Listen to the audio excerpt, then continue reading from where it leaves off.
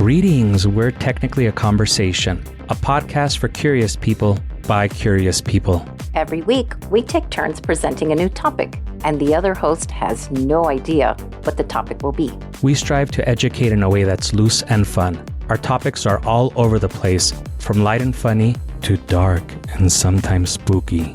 Some of the topics we've covered include urban legends, civil rights activists, vampires, pop culture icons, the supernatural and occult, spies and espionage, science and astronomy, and other weird and random things. If any of these topics interest you, give our podcast a shot. Listen and subscribe at technicallyaconversation.com, Apple Podcasts, Google Podcasts, Spotify, or wherever you get your podcast.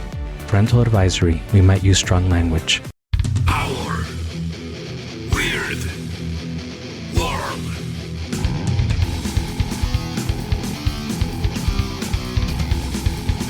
Welcome to Our Weird World. I'm your host, John Henson, and this week continuing our Spooky Halloween Month series with 4 more stories about just some cryptids, some monsters that scared some people, not so ironically in very hillbilly-ish type places. So none of that should come as a surprise. Also, I'm really skeptical about all of these, but let's try to suspend disbelief and believe that there is apparently just one random monster out in these places. There's logical explanations for them, as always. I'm sorry.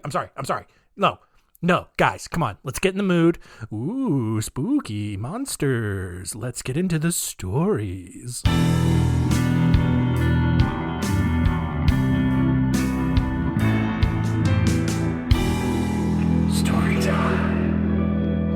Our first story here is of the Honey Island Swamp Monster. Dates back to 1963 when retired air traffic controller Harlan Ford was out just kind of enjoying his new hobby of wildlife photography at the Honey Island Swamp in eastern Louisiana.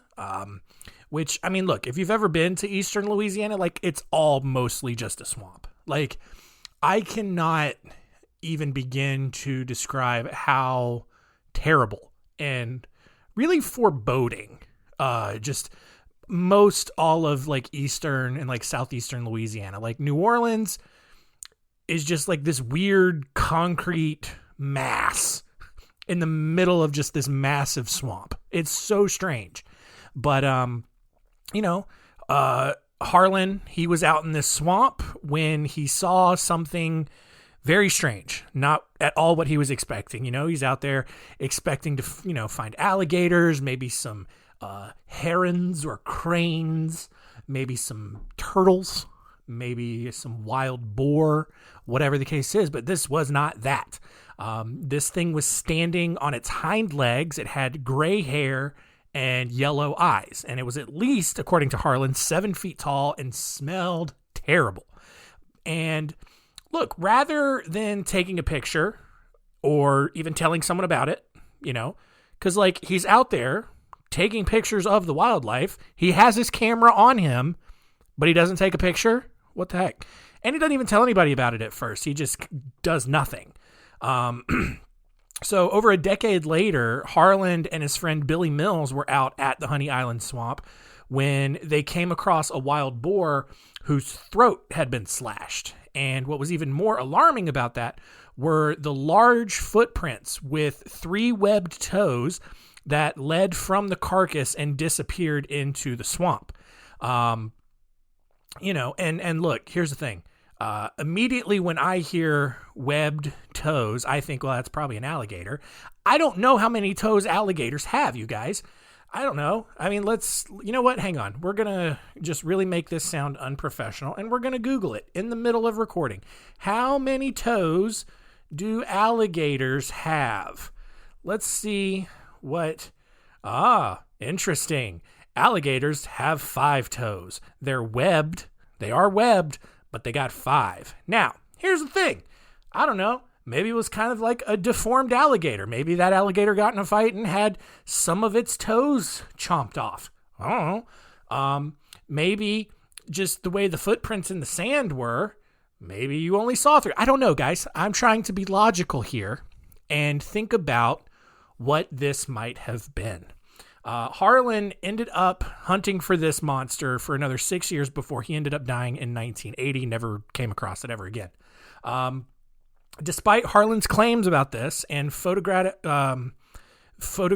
evidence of the creature having rummaged through his belongings. So basically what I mean by that is he doesn't have pictures of this monster, but he has pictures of like his stuff all cattywampus and rummaged through. And he believes that this swamp monster did that. No one else among the hordes of swamp tour guides that are out in this area have ever seen anything like he described.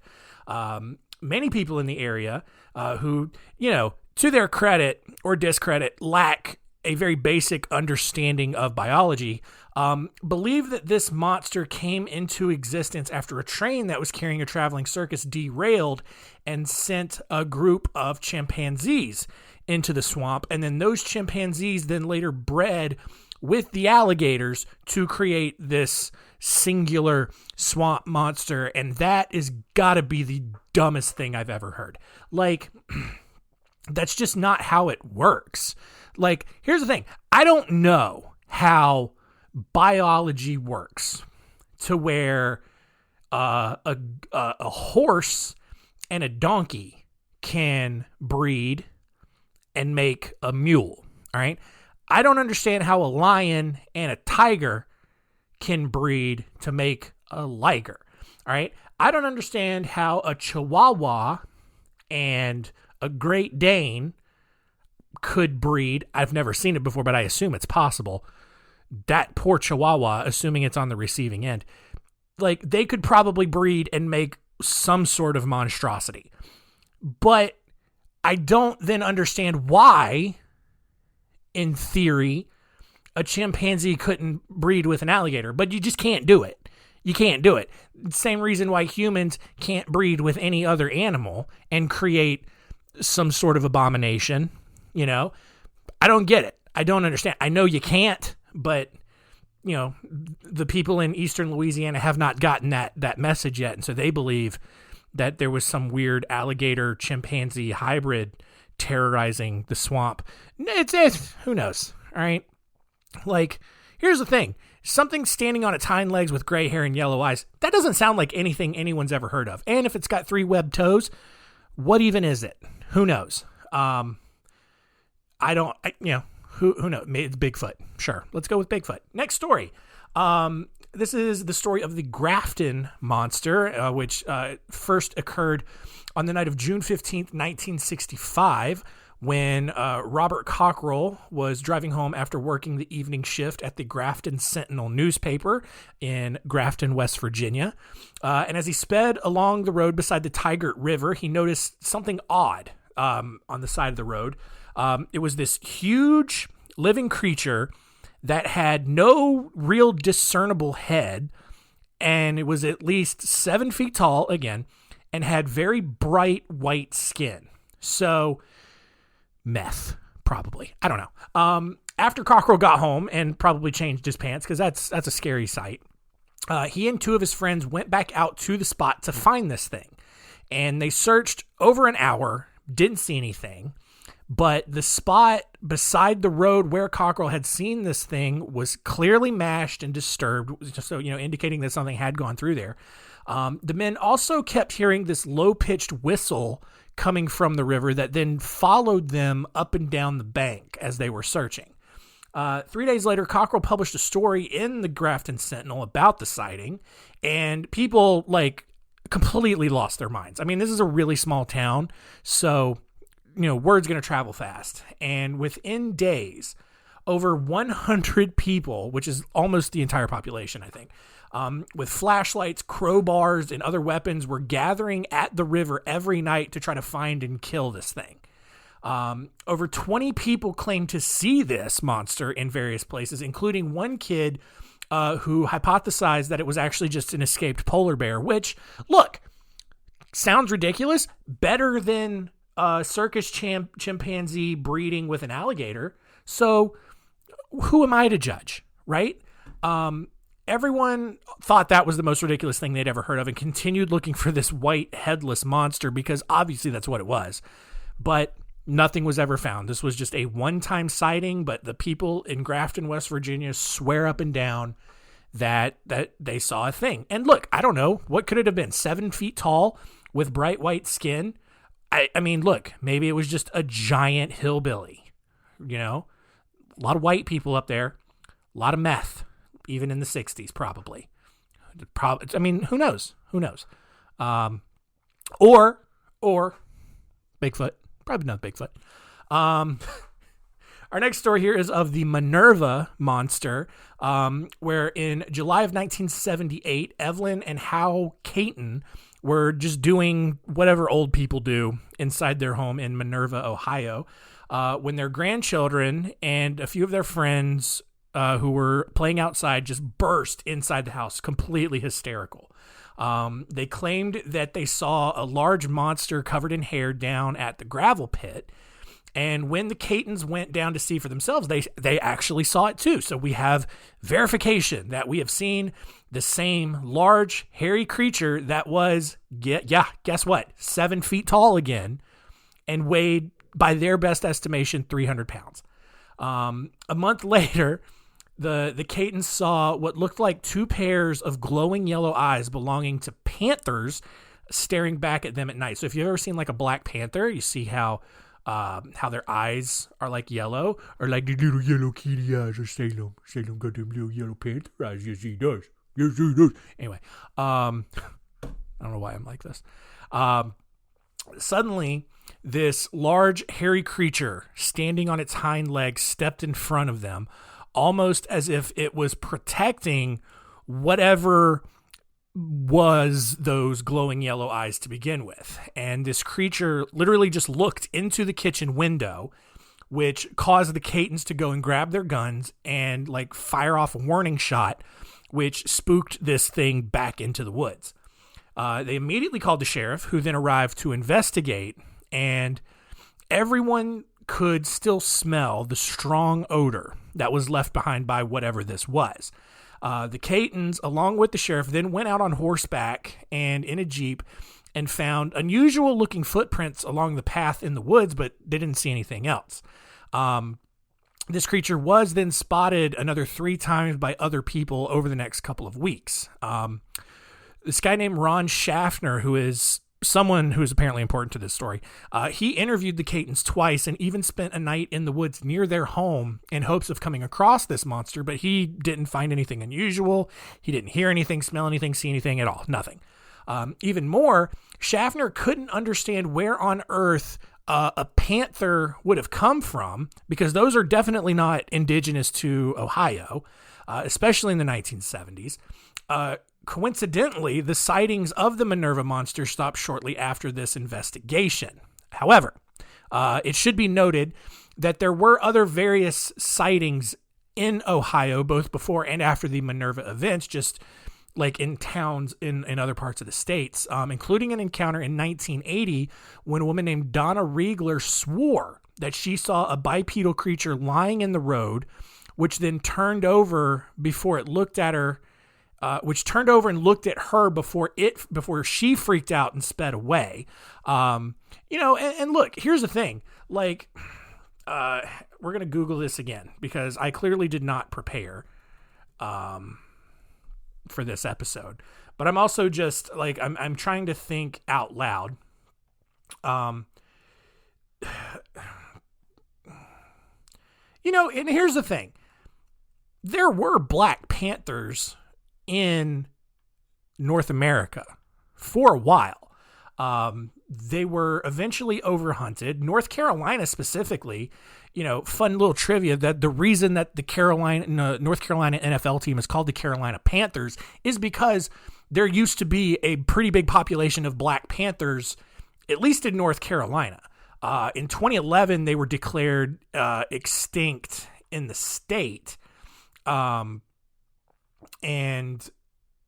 But this is also like, this happened in the 1970s. Who knows? Like maybe Black Panthers lived, in other parts of the country during that time. Who knows? I mean, probably very small numbers, but like, that's what people tend to think it was based on that. I mean, obviously though, especially with the stench, the big odor, that's what a lot of people cling to. It's obviously Bigfoot, right? 7 feet tall. Bigfoot is 7 feet tall, right? Sure, this one was all black, unlike the other one, which was yellow or white, but, Bigfoot. Our last story of the day, it's going to be a shorter episode this week, but who cares? This is a free podcast. Is the Pope Lick Monster, where this thing allegedly lives on the eastern side of Louisville, Kentucky, where it's this like half man, half goat, half sheep. It's man, goat, sheep. And, because look, you can't expect people in Kentucky to know how fractions work, right? Some people say that this monster was like a former carnival attraction who finally got tired of being gawked at and escaped to terrorize the hillside. Some say that the Pope Lick Monster is this reincarnated soul of a local farmer who used to sacrifice goats in exchange for satanic powers, which that's pretty extra, right? The monster currently, allegedly, lives underneath a railroad trestle bridge that spans Pope Lick Creek, just outside of Louisville.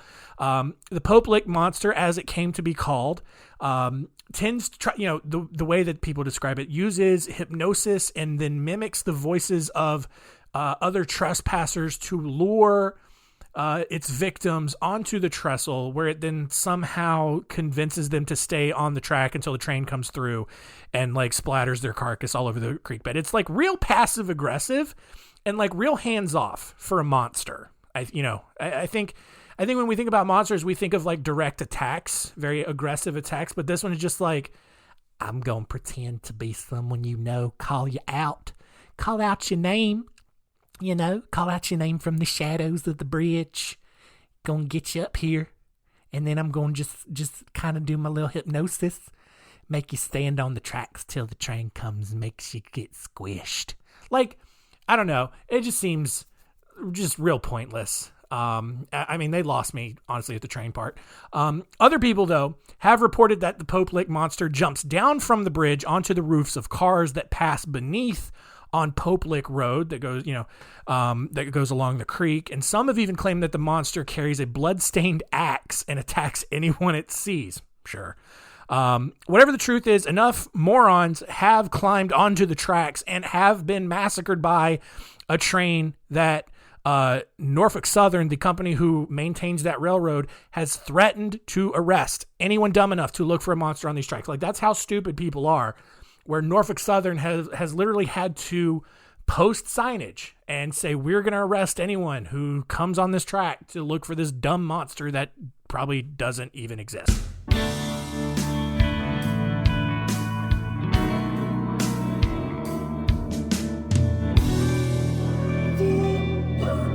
All right. Yep. Mm-hmm. So, look, here's the thing, guys. I have autism spectrum disorder. I have a hard time suspending disbelief, and I take things really literally. So,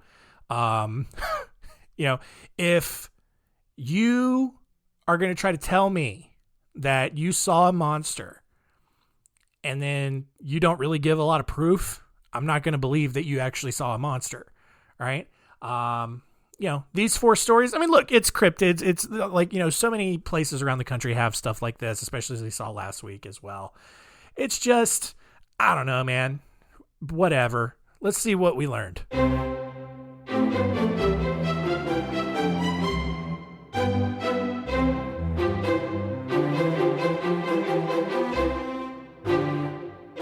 What did we learn? Number 1. All of these, maybe except for the Pope Lick Monsters, obviously Bigfoot, you guys, right? Like, what else could it have been other than not an alligator chimpanzee hybrid? No. Not some methed out hillbilly running alongside the road. No, it was definitely 100% Bigfoot. All right. Number 2, I don't know, weird Black Panther trivia. But yeah, I mean, the United States used to have Black Panthers. They've been hunted out of extinction. The Florida panther, which is obviously, more beige in color, still pretty predominant in and around the Everglades. But that's, outside of like mountain lions, those are the only panther species that still inhabits the United States. And number 3, Pope Lick Monster. Not even remotely real. All right, I'm just going to go ahead and not even choose to believe that that's even remotely possible.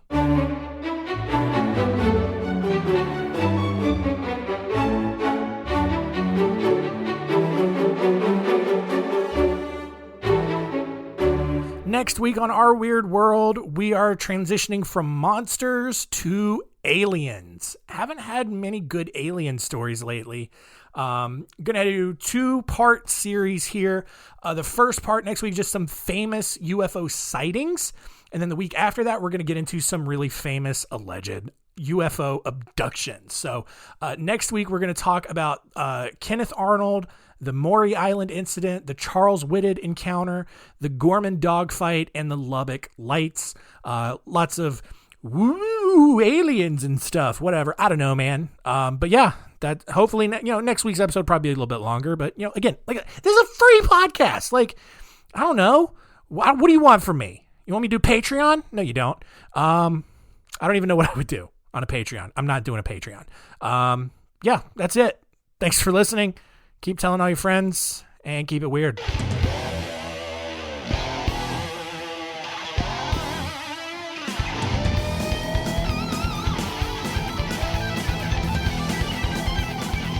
Got a girl from the South Side, got braids in her hair. First time I seen her walk by, man, I 'bout fell up out my chair. Had to get her number. It took me like 6 weeks. Now me and her go way back, like Cadillac seats. The way she fits in them blue jeans, she don't need no belt. But I can turn 'em inside out. I don't need no help. Got hips like honey, so thick and so sweet. Ain't no curves like hers on them downtown streets. Body like a back road. Driving with my eyes closed. That just seems insulting and unsafe. I know every curve like the back of my hand. Doing 15 in a 30. I ain't in no hurry. I'ma take it slow, just as fast as I can. It doesn't even make any sense.